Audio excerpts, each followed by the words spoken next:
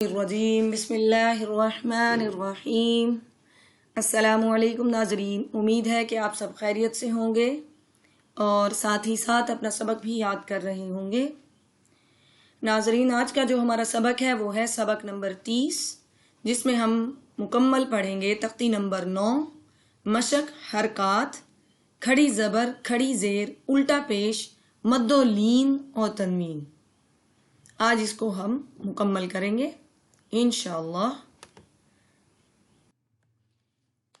جی تو ناظرین، اس تختی کو پڑھنے سے پہلے اس کے کچھ قواعد و قوانین کے بارے میں آپ کو اچھی طرح بتا دوں تاکہ آپ کو سبق یاد کرنے میں دشواری کا سامنا نہ ہو، تاکہ آپ کو کلمات پڑھنے سے پہلے معلوم ہو کہ ان کو کس طرح سے ادا کرنا ہے، اور اگر زبر ہے اور پیش ہے، زیر ہے اور مد ہے، یا ان کے آگے حمزہ ہے یا ان کے بعد حمزہ ہے یا ان سے پہلے حمزہ ہے، تو ان کو کس طرح سے ادا کیا جائے گا۔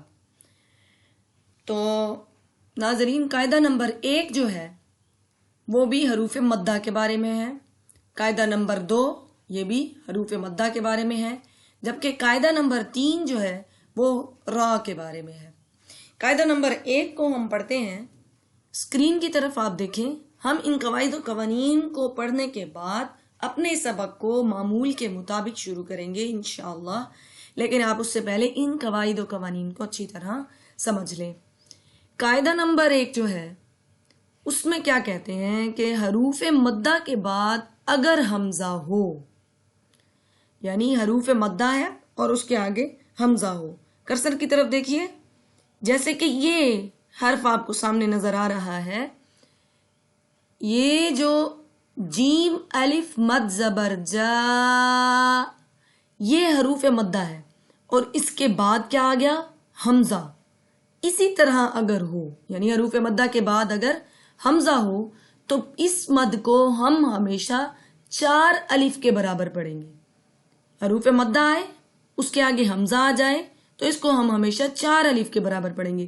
اب آپ کو یہ کیسے معلوم ہوگا کہ 4 الف کے برابر کیسے کھینچیں؟ آپ اپنے ہاتھ کی مٹھی کو بند کریں اور ایک ایک انگلی کو یک کے بعد دیگرے کھولتے جائیں، ایک کے بعد دوسری، دوسرے کے بعد تیسری، تیسری کے بعد چوتھی انگلی کو کھولیں، اور جب 4 انگلیاں کھل جائیں اس کے بعد آپ فوراً اگلا حرف ادا کر دیں۔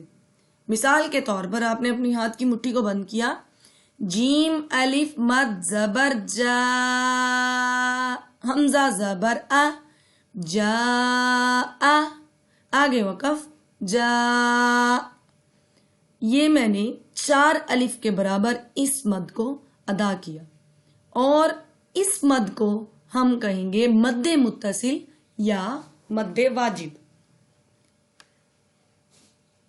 اگر حمزہ دوسرے کلمے کے شروع میں ہو، دوسرے کلمے کے شروع میں کیسے؟ یعنی حروف مدہ آ گیا آپ کے پاس، جیسے یہ آپ نے حروف مدہ دیکھا، اب یہاں پر حمزہ ہے اور اس حمزہ کے ساتھ کوئی اور لفظ جڑا ہوا ہو، جیسے کہ آپ کرسر کو دیکھیں اسکرین پر، یہ آپ کو لفظ نظر آ رہا ہوگا، اِنَّا انزلنا۔ اب اس میں کیا ہے؟ حمزہ کہاں پر موجود ہے؟ حروف مدہ کے بعد تو ہے، لیکن اس کے فوراً بعد دوسرا لفظ شروع ہو رہا ہے، یعنی کہ یہ حمزہ کسی دوسرے لفظ کے ساتھ جڑا ہوا ہے، تو ایسی جگہ پر اس مدہ کو ہم مد منفصل یا مد جائز کہیں گے۔ ایسی جگہ پر ہم اسے مد منفصل یا پھر مد جائز کہیں گے، جیسے حمزہ نون زیر ان، نون مد زبر نا، اِنَّا انزلنا۔ یہاں پر یہ جو مد ہے اسے ہم مد منفصل یا پھر مد جائز کہیں گے، کیونکہ حروف مدہ کے بعد فوراً سے ہمارے پاس حمزہ ہے اور حمزہ کے ساتھ دوسرا لفظ جڑا ہوا ہے، یعنی کہ یہ جو حروف مدہ ہے، یہ حروف مدہ کے بعد جو ہمارے پاس حمزہ ہے وہ کسی دوسرے کلمے کے شروع میں ہے، اس لیے ہم اس مدہ کو مد منفصل یا مد جائز کہیں گے، جبکہ ہمارے پاس جو اس سے پہلا لفظ تھا جا، اس میں ہمارے پاس حمزہ کے ساتھ کوئی اور لفظ یا حرف جڑا ہوا نہیں تھا، اس لیے یہاں پر ہم نے اس سے کہا مد متصل یا پھر مد واجب۔ امید ہے کہ آپ کو یہ قاعدہ اچھی طرح سمجھ آ گیا ہوگا۔ اگر یہ سمجھ نہیں آیا تو آپ کمنٹ باکس میں کمنٹ کر کے پوچھ سکتے ہیں تاکہ میں کسی اور طریقے سے سمجھا کے آپ کو واضح کر دوں۔ اب چلتے ہیں قاعدہ نمبر 2 کی طرف۔ قاعدہ نمبر 2 میں کیا کہتے ہیں؟ کہتے ہیں اگر حروف مدہ یا حروف لین کے بعد سکون ہو۔ سکون کیا مطلب؟ سکون کا مطلب ہے کہ اس حرف کے اوپر ہم نے رکنا ہے، جیسا کہ آپ کو یہاں پر ایک سکرین کے اوپر نظر آ رہا ہے حرف، یہ حروف مدہ ہے اور اس کے آگے حمزہ ہے، حمزہ کے آگے نون ہے اور نون پر ہم نے رکنا ہے، یعنی کہ نون پر سکون ہے۔ تو یہاں بھی ہم اس مدہ کو پڑھیں گے اور اس مدہ کو ہم کہیں گے کہ یہ مد لازم ہے۔ یہاں پر کیا؟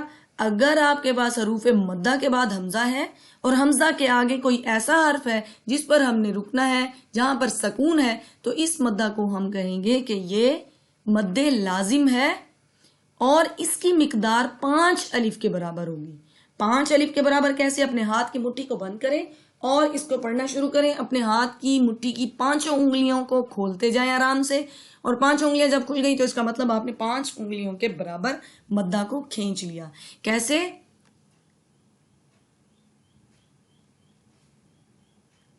حمزہ لام مد زبر آل، پھر اس کے آگے کیا ہے؟ حمزہ کھڑی زبر آ، آل آ، نون زبر نا، آل آنا، آگے وقف آل آن۔ اور اگر یہاں پر سکون وقف کی وجہ سے ہے، سکون وقف کی وجہ سے یعنی اس حرف نون کے بعد قدرتی وقف آ رہا ہے، یعنی رکنا لازم ہے، تو پھر ہم اس کو مد وقفی یا مد عارضی کہیں گے اور اس کی مقدار تب وہاں پر 3 الف کے برابر ہوگی۔ اور اس کے بعد جو ہمارے پاس، جیسے کہ یہ ہمارے پاس کچھ حروف ہیں، جوعن، اب جو کو میں نے کتنی انگلیوں کے برابر کھینچا؟ 3 انگلیوں کے برابر۔ اور اسی طرح یہ لین کا حرف ہے، خوفن، آگے وقف خوف، اور اس پر ہم نے وقف کر دیا۔ اب قاعدہ نمبر 3 کی طرف چلتے ہیں۔ قاعدہ نمبر 3 میں انہوں نے ہمیں بتایا ہے کہ را کہیں پر بھی آئے تو اس کو کیسے پڑھنا ہے۔ اگر آپ کے پاس کسی حرف میں، کسی لفظ میں را آتی ہے، را کے اوپر اگر زبر ہے یا پیش ہے تو اس کو ہم موٹا کر کے کیسے پڑھیں گے؟ را زبر را، را پیش رو۔ اب میں نے را کو موٹا کر کے پڑھا، لیکن اگر را کے نیچے زیر آ جائے تو اس کو ہم پڑھیں گے را زیر ری، یعنی میں نے را کو بالکل باریک کر دیا۔ اسی طرح ہم نے غنہ کے بارے میں بھی پڑھا تھا۔ تنوین کے بعد، تنوین کیا تھے؟ تنوین ہوتے ہیں 2 زبر اور 2 زیر اور 2 پیش، یہ ہوتے ہیں ہمارے پاس حرف تنوین۔ تنوین کے بعد اگر ہمارے پاس آ جائے حمزہ، ہا، عین، ہا، غائن، خا، لام اور را، یہ حروف اگر ہمارے پاس تنوین کے بعد آ جائیں تو ہم ایسے حروف کے اوپر غنہ نہیں کرتے، یعنی آواز کو ناک میں لے جا کر بالکل نہیں پڑھتے۔ اور ان کے علاوہ کوئی بھی اور حروف، الف با میں سے، حروف تہجی میں سے کوئی بھی اور حروف آ جائے تو اس پر غنہ کرنا لازم ہوگا۔ تو ناظرین، یہ تھے کچھ قواعد و قوانین جو میں نے آپ کو واضح کروائے۔ اگر آپ کو اس میں سے کچھ بھی مسئلہ ہو تو آپ کمنٹ باکس میں کمنٹ کیجئے، انشاءاللہ I will try my best کہ آپ کو اچھی طرح سمجھا دیا جائے۔ باقی آج کی ہم مشق کو معمول کے مطابق شروع کرتے ہیں، اعوذ باللہ بسم اللہ کے ساتھ پڑھتے ہیں۔ انشاءاللہ اللہ تعالی ہم سب کا حامی و ناصر ہو، کیونکہ یہ کلام پاک تو اللہ تبارک و تعالی کا ہی ہے اور بے شک اسی کی مدد سے ہی ہم اس کو مکمل کر سکتے ہیں اور اچھی طرح پڑھ سکتے ہیں۔ اللہ تعالیٰ مجھے، آپ کو اور ہم سب کو توفیق نصیب فرمائے کہ ہم اس کو بہترین طریقے سے پڑھیں تاکہ اللہ تعالیٰ ہم سے راضی ہو اور قیامت کے دن اللہ تعالیٰ کے سامنے ہم سرخرو ہو جائیں۔ چلیں جی ناظرین، معمول کے مطابق ہم اسے اعوذ باللہ سے شروع کرتے ہیں۔ چلیے اعوذ باللہ کی طرف، یہ اسکرین پر آپ کو نظر آ رہا ہے، میرے ساتھ مل کر پڑھیے۔ اعوذ باللہ من الشیطان الرجیم بسم اللہ الرحمن الرحیم.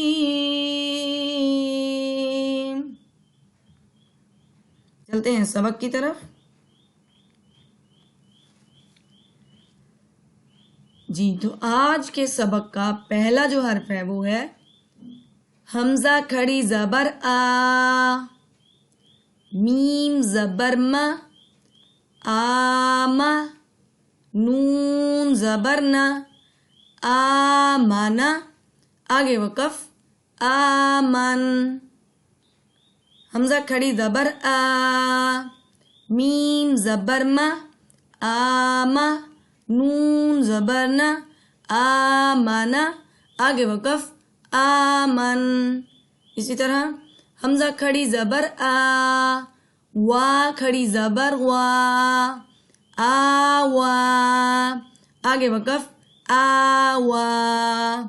اس حرف کے اندر اس یا کا کوئی کردار نہیں، بس اس کو حرف کے اندر ملا کر نہیں پڑھیں گے. ہم اس حرف کو صرف حمزہ اور واو کے ساتھ پڑھیں گے. حمزہ کھڑی زبر آ، وا کھڑی زبر وا، آوا، آگے وقف آوا. اگلے حرف کی طرف چلتے ہیں. حمزہ کھڑی زبر آ، ایک الف کے برابر کھینچا، نون زیر نی.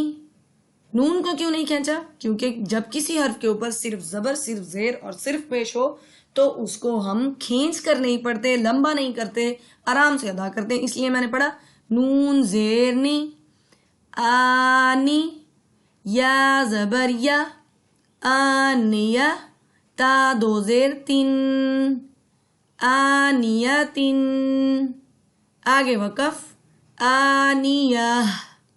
اب یہاں پر میں نے وقف میں یا کیوں پڑھا؟ حالانکہ یہاں پر تو تا دو زیر تھے. میں نے اس کو یا اس لیے پڑھا کہ کہیں بھی اگر ایسا حرف ہو اور اس کے اوپر یعنی کہ ہا کے ساتھ ملا ہوا کوئی حرف ہو اور اس کے اوپر ہمارے پاس ساکن آ جائے تو وہاں پر ہم اس لفظ کو یعنی جیسے یہ تا تھا ہم اس کو ادا نہیں کریں گے، صرف ہم وقف میں ہا کو ادا کریں گے. جیسے میں نے پڑھا آنیتن، اب تین میں تا ہے لیکن جب وقف کیا آنیہ. چلتے ہیں اگلے حرف کی طرف.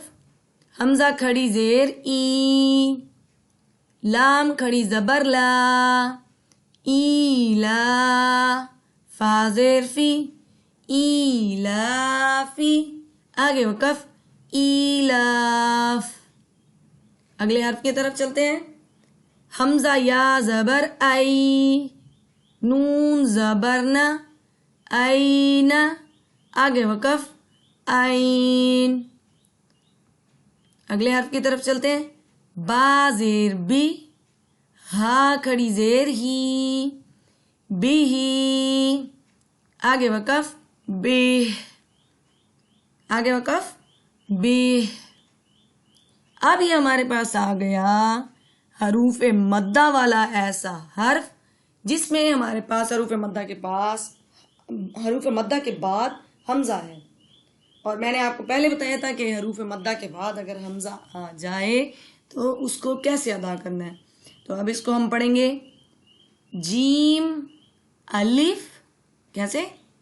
جیم الف، پہلے مد پھر زبر، جیم الف مد زبر جا. 4 انگلیوں کے برابر کھینچا میں نے اسے. پھر آگے حمزہ زبر آ، جا، آگے وقف جا. ایسے وقف کے اوپر جب ہم وقف کریں گے تو ہلکا سا جھٹکا دے کے روکیں گے. جیسے میں نے روکا جا، آگے وقف جا.